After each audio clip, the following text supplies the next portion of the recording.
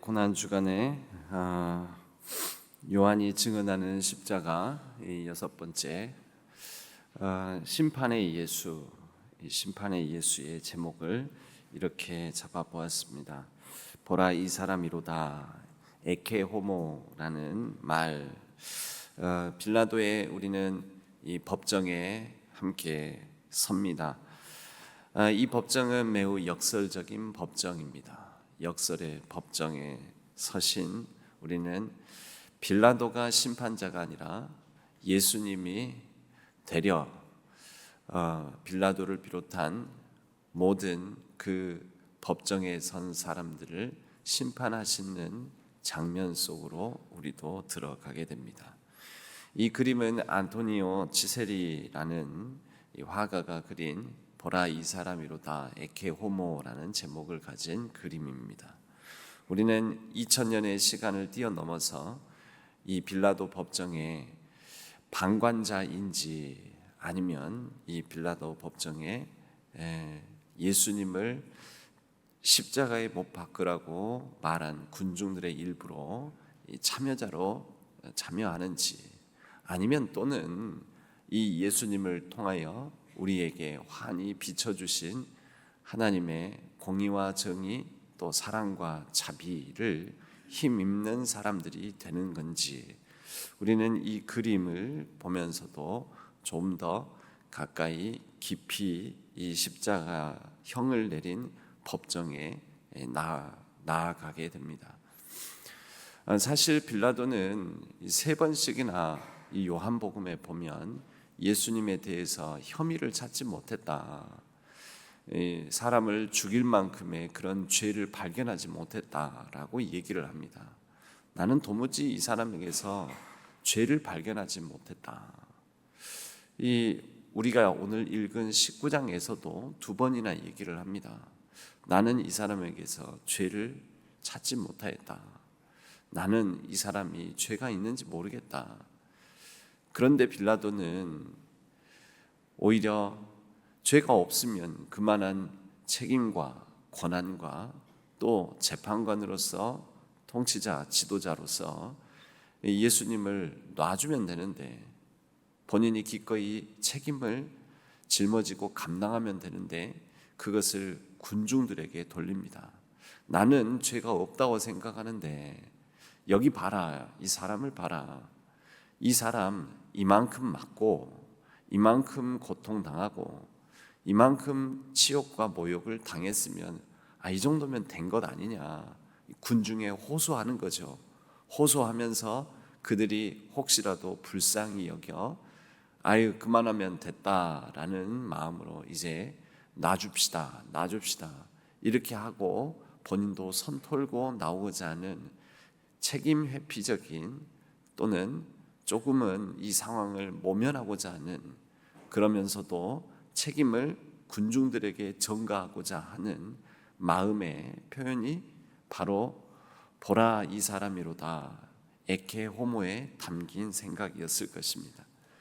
그러나 그의 이러한 모습은 오히려 이 자리가 얼마나 인간 법정, 사람의 세우고자 하는 여러 이해관계 속에서 세우고자 하는 정의가 쉽사리 무참히 무너질 수 있음을 보여주는 자리이기도 하였습니다.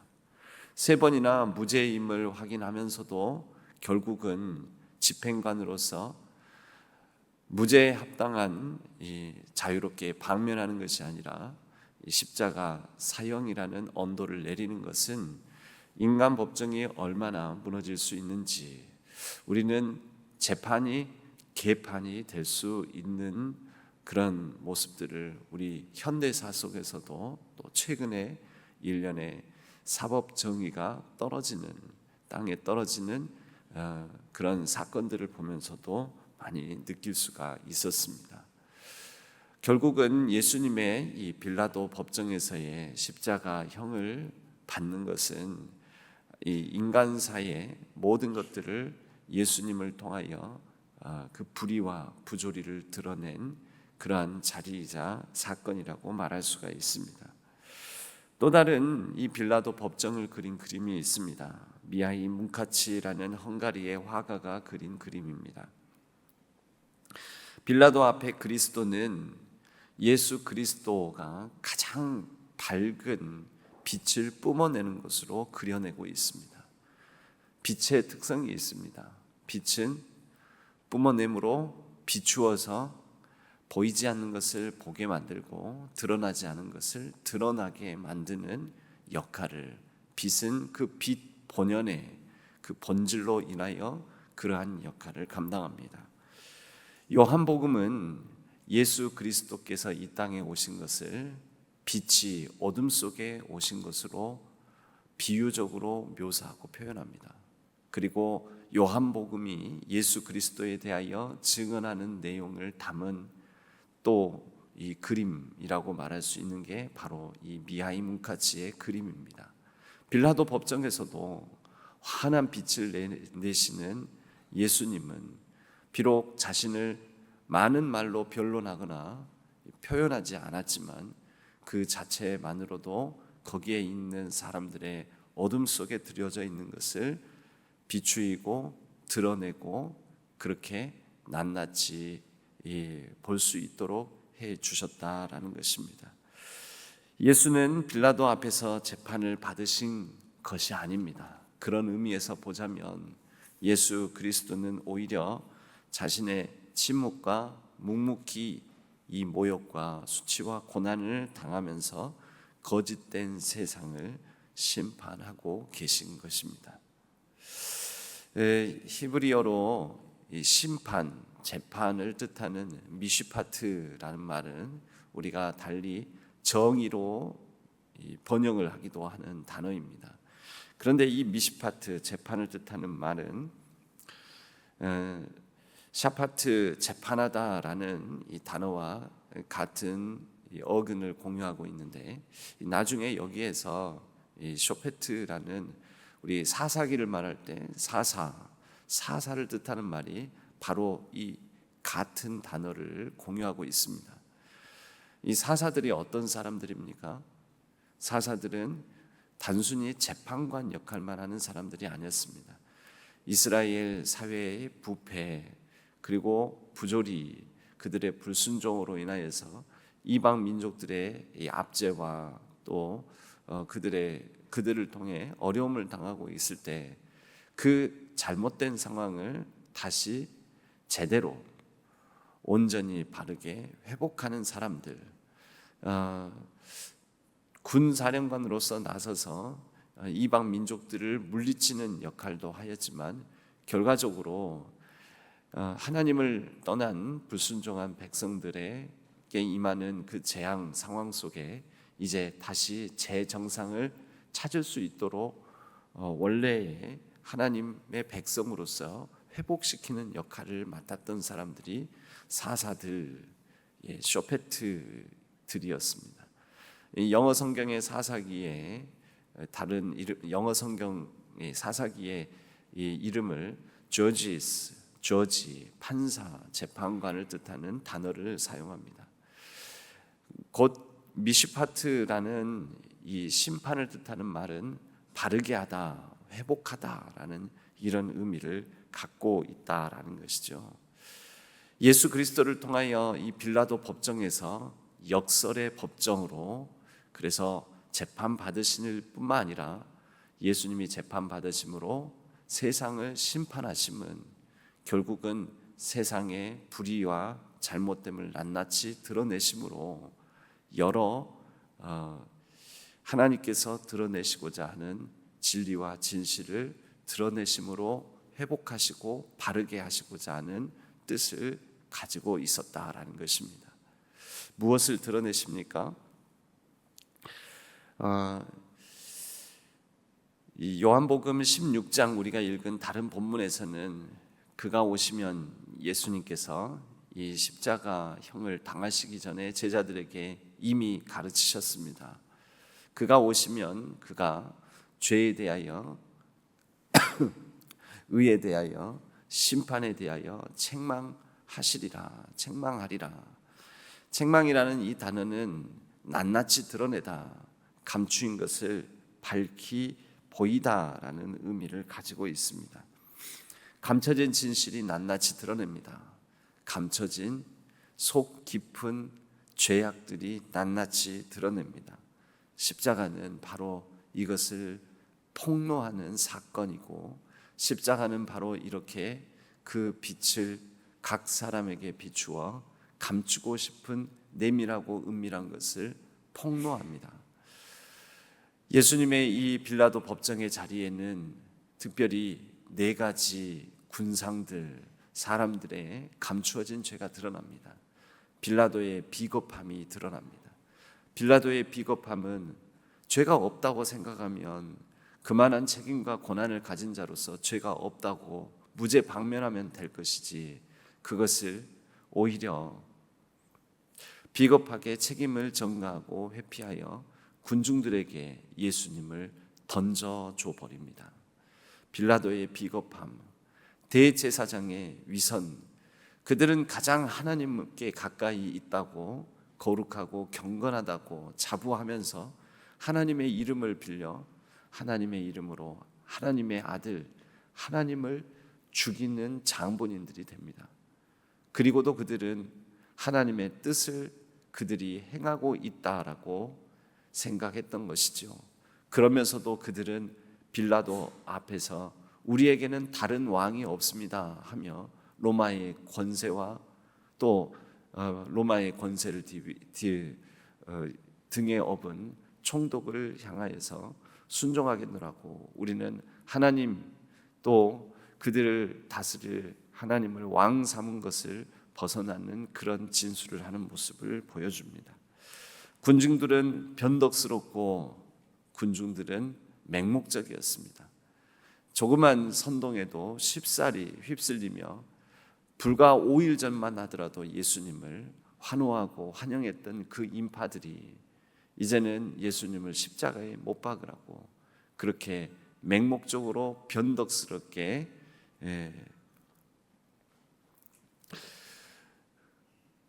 변질돼 버리는 모습을 우리에게 보여줍니다. 그리고 제자들은 지금 빌라도 법정 이 자리에 있습니까? 없습니다. 그들은 나약했습니다. 불과 예수님께서 체포되기 전까지만 하더라도 우리는 죽기까지 당신 곁을 지키겠습니다, 죽기까지 따르겠습니다 라고 했던 사람들입니다. 그런데 그들은 모습을 감춥니다. 도망합니다. 그리고 심지어 부인하기까지 합니다. 그들은 매우 약했고 예수님의 십자가 처형 자리에서도 뿔뿔이 흩어져 버리고 맙니다. 이것을 드러내는 자리가 바로 이 법정 심판대입니다. 그러나 이러한 인간 군상의 다양한 모습과 동시에 또 드러내는 것은 침묵과 묵묵히 그 모든 순환을 당하시면서 하나님의 사랑과 자비, 하나님의 인내를 우리에게 낱낱이 드러내고 있는 자리가 바로 이 자리입니다. 빌라도는 그의 의도와는 다르게 보라 이 사람이로다 이렇게 얘기했지만 이것은 놀라운 선언으로 박제되어 수없이 많은 사람들을 예수님의 이 심판대 그리고 낱낱이 드러내는 자리로 온 인류를, 모든 사람들을 초대하는 하나님의 선언과 같이 되었습니다. 그런 장면들이 있죠. 의도치 않았는데 오히려 하나님의 뜻을 이루게 되는 역설적인 그러한 진술이나 상황들.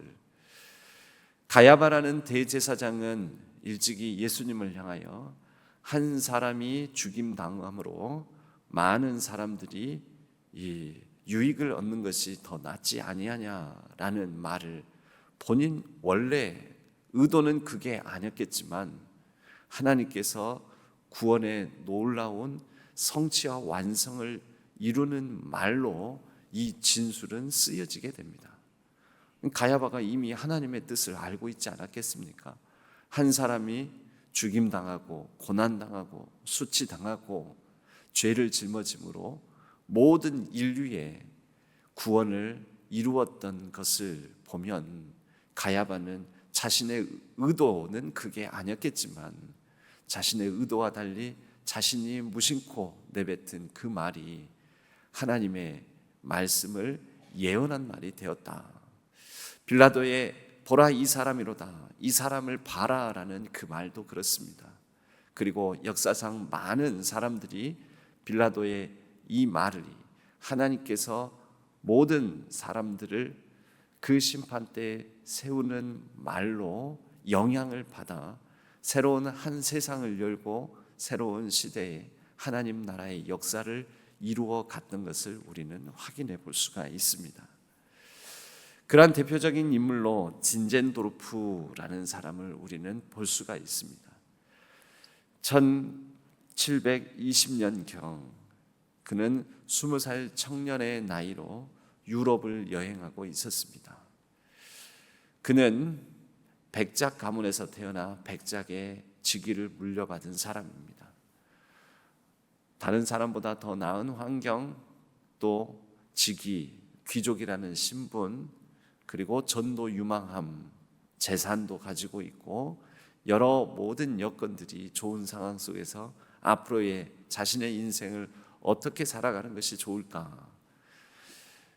학업을 마치고 대학을 마치고 그는 이 유럽을 여행하는 중에 일종의 비전 여행이었겠지요. 앞으로 자신의 꿈을 포부를 어떻게 이뤄갈지 인생을 설계하는 여행이었겠지요. 그런데 뒤셀도르프 미술관의 한 그림 앞에 그는 멈춰 서게 됩니다. 그 그림은 에케 호모, 보라 이 사람이로다, 이 사람을 봐라 라는 제목이 붙은 그림이었습니다.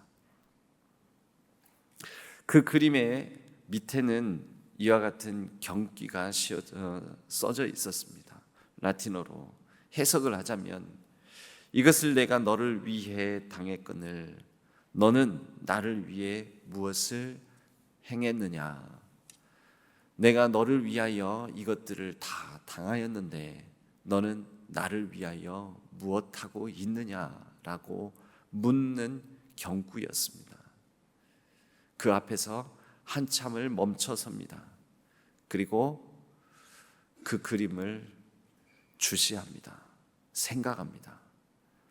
예수를 바라보며 그 예수께서 자신을 바라보는 시선으로 자기 자신을 보게 됩니다. 나는 무엇을 하고 있는가? 무엇을 하려는가? 무엇을 행해왔고 앞으로 무엇을 해야 할 사람인가? 그는 이 질문 앞에서 앞으로 자신이 살아가야 할 길을 보게 된 것입니다. 에케 호모, 그림의 능력이라기보다 하나님의 시선, 십자가에 달리신 예수 그리스도를 통하여 자기 자신의 망가지고 일그러진 형상을 발견하고 망가지고 일그러진 형상으로 이렇게 살아가는 것이 옳은가 앓랭코 책망하시는, 낱낱이 드러내시는 미시파트 심판대 위에 서게 되었다라는 것입니다. 진젠도르프 백장은 그날 이후에 그의 인생을 바꿉니다. 그의 일말의 조그만 신앙이 있었다라는 것을 철저히 회개하고 성찰하여 그의 영지로 돌아가 그는 그에게 숨어 들어온 모라비안 지역, 보헤미안 지역, 지금의 체코 지역을 보헤미안 지역이라고 합니다. 보헤미안 지역에서 카톨릭으로부터 핍박을 받아 도망쳐온, 그래서 종교의 신앙의 자유를 찾아 그의 영지 안으로 숨어 들어온 사람들을 보호해 줍니다. 그들이 모라비안 교도들입니다. 그들은 얀 후스, 체코의 종교개혁자 후스의 후예들, 제자들입니다. 그들을 품어주고 그들과 더불어 당시 독일 교회도 날이면 날마다 교리 논쟁으로 날을 지새우고 침체되어 가던 독일 교회의 새로운 부흥의 기운을 불러 일으키게 됩니다. 성서 묵상, 매일매일 그들에게 주신 그날의 말씀을 붙들고 씨름하고 하나님이 오늘 우리에게 이렇게 말씀하신다, 철저히 그 말씀에 순종하고 응답하는 그런 매일매일의 삶을 살아가는 헤르누트 공동체를 이루어갑니다. 헤르누트는 주의 피난처, 하나님의 피난처라는 뜻을 가진 말입니다. 이것이 바로 진젠도르프 백작이 헤르누트 공동체를 이뤘던 그의 영지 안에 모라비안 교도들과 함께 공동생활을 했던 장소입니다. 당시 독일 교회는 이 루터의 종교개혁 1517년 이후에 종교개혁에 가장 앞선 교회로서의 자부심을 가지고 있었으나 날마다 교리 논쟁으로, 교리적 설교로 사람들의 영혼은 많이 피폐해져 있었습니다. 그런데 경건주의 운동이라는 그 흐름을 따라서 그 경건주의 운동을 꽃핀 사람이 또 진젠도르프 백장인데, 우리가 말씀을 가지고 내가 옳다, 너가 틀렸다라는 것을 증명하는데, 논쟁하는 데 쓰일 것이 아니라, 말씀은 하나님께서 나에게 나의 삶을 향하여 주시는, 그래서 나의 삶을 변화시키는 말씀으로 주신 말씀으로 알고 그 말씀을 붙들고 씨름해야 된다.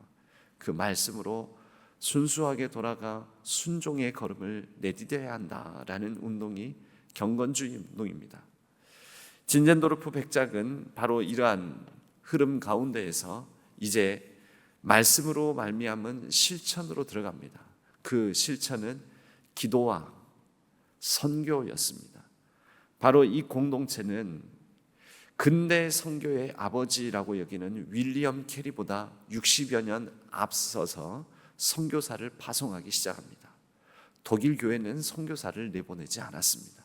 1500년대에 일어난 종교개혁 이후에 바로 진젠도르프까지 200여 년의 시간 동안에 독일 교회, 독일 안에서만 머물러 있었지, 그들은 예수 그리스도를 모르는 저 여러 민족들에게 나아가는 실천과 발걸음이 없었다라는 것입니다. 윌리엄 캐리보다 60여 년 앞섰습니다. 윌리엄 캐리는 우리가 한 번쯤은 들어봤음직한 하나님으로부터 위대한 일을 기대하라, 하나님을 향하여 위대한 일을 시도하라 라는 말을 남긴 근대 선교의 아버지요, 인도 내지 내륙까지 깊숙이 들어갔던 이 선교사였습니다. 그러나 그보다 한 발 앞서 이 모라비안 교도들과 함께한 헤르누트 공동체는 150년간 2158명의 선교사를 북방으로, 그리고 그린란드로, 북극 지역으로 파송하게 됩니다. 그들은 파송식의 자리에 그들의 관을 가지고 나왔습니다. 죽기 전에는 돌아오지 않겠다라는 것이죠. 그리고 그들이 돌아올 때, 이제 죽어서 돌아올 때 헤르누트 공동체는 그들을 장사하여 헤르누트 묘지에 안장을 했습니다. 진젠도르프는 그의 교만이 무너지고 모라비안 교도들과 부흥을 이루게 됩니다. 근대 세계 선교를 시작하게 됩니다. 나의 열정은 오직 예수뿐이다 라는 이 말 한마디 남기며 평생을 불태우는 삶을 살아갑니다. 지금도 헤르누트 공동체가 자리 잡았던 그 땅을 가게 되면 이와 같이 좀 더 전체를 조망하게 되면 이렇게 보이는데요. 저 위에 하얀색으로 보이는 것을 확대해서 보면 헤르누트 전망대라고도 하지만 바로 기도탑으로 쓰여지는 곳인데, 이곳에서 24시간 1시간씩 돌아가며 릴레이 기도를 했던 장소가 있습니다. 사방으로 다 트여 있어서 체코 지방까지도 조망할 수 있는 바로 이곳에서, 사방 팔방으로 트인 곳에서 그들이 파송한 선교사를 위하여 또 온 열방을 위하여 기도의 불을 꺼지지 않게 지폈던 것입니다. 다른 한쪽에는 진젠도르프 백작의 묘를 비롯한 이 영지 안에 이 묘지가 있는 것을 볼 수가 있고, 바로 이 헤르노트 공동체 모라비안 교도들에게 영향을 받아 나중에 감리교의 창시자가 되는 요한 웨슬리에게도 큰 신앙적 영향을 끼친 바가 있습니다. 우리나라하고도 연관이 있습니다. 우리나라에 처음으로 정식 선교사로서 우리나라 땅을 밟았던 사람은 칼 기출라프라고 일컬어집니다. 칼 기출라프는 충청도 고대도라는 섬에 한 달간 머무르면서 우리말로 주기도문을 번역해서 전해주었고, 또 감자를 씹는 법, 또 약들, 이런 것들을 전해준 사람입니다. 이 칼 기출라프도 바로 모라비안 교도들, 이 선교의 영향을 받아서 파송받은 이 마카오, 홍콩 지역의 선교사로서 살았던 사람입니다. 또 다른 한 사람이 이 진젠도르프 백작 이후에 에케호모, 바로 이 사람이로다, 보라 이 사람을, 이 그림 앞에 선 한 사람이 있었습니다. 헤버갈이라는, 프란시스 헤버갈이라는 사람입니다. 에케호모 이 그림 앞에 서서 그에게 준 감동대로 찬송시를 씁니다. 그 찬송시가 오늘날 우리가 알고 있는 찬송가 311장에 내 너를 위하여라는 찬송시입니다. 내 너를 위하여 몸보려 피 흘려 주었건만 너 무엇하느냐, 너 무엇하느냐, 내 너를 위하여 희생하였건만 이것이 중요하건만 너 무엇하느냐라는 가사의 내용입니다. 예수 그리스도의 이 고난과 순환은, 그리고 십자가형을 당하게 한 이 법정은 사실은 우리 모두를 예수 그리스도를 주목하여 보며 그 심판대 위에 서게 만들고, 이것은 우리를 처벌하거나 징계하고자 함이 아니라 우리를 하나님의 형상으로 하나님의 뜻 가운데 바로 서서 우리의 연약함과 죄악을 낱낱이 드러내고 하나님의 형상을 회복하여 살게 만드신다라는 것입니다. 고린도후서 5장 10절에 사도 바울은 우리가 다 반드시 그리스도의 심판대에 나타나게 될 것이다 라고 최후에 우리의 생명 다하는 날 예수 그리스도 앞에 서게 될 것을 예고합니다. 동시에 또한 이 말씀은 숱하게 로마의 베마 심판대에 섰던 사도 바울이 그 심판대에 서서 여러 시민들 앞에 서서 나중에는 내가 로마 황제에게도 나아가서 설 것이다 항소를 했던 그 자리처럼 수없이 많이 예수 그리스도를 증언하였던 그 베마 심판대를 생각하며 그는 이 말을 하였습니다. 우리는 우리의 삶의 자리에서 우리가 살아가는 일상 속에서 바로 이 심판대에 섭니다. 넌 무엇하느냐? 너 어떻게 살 것이냐? 네 자신을 봐라. 우리는 예수 그리스도 앞에서 예수 그리스도를 바라보며 내 안에 빌라도가 있음을, 내 안에 빌라도의 비겁함이, 내 안에 대제사장들의 위선이 하나님을 앞세우지만 그러나 내 유익을 구하는 그 위선이, 그리고 군중들의 맹목성과 군중들의 비겁함과 군중들의 변덕스러움이 있음을 봅니다. 제자들의 나약함이 나에게도 있음을 우리는 주 예수 그리스도 앞에서 확인해 보게 됩니다. 그러면 그것을 확인하고 난 다음에 우리는 그 자리에 그대로 머물러 있습니까? 그럴 수 없습니다. 자신을 돌아보며 이제 하나님의 형상을 회복하여 살아간다라는 것입니다.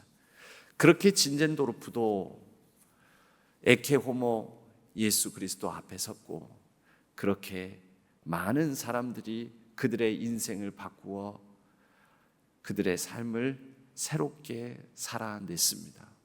헤버갈도 그 찬송시를 통하여서 우리에게 묻습니다.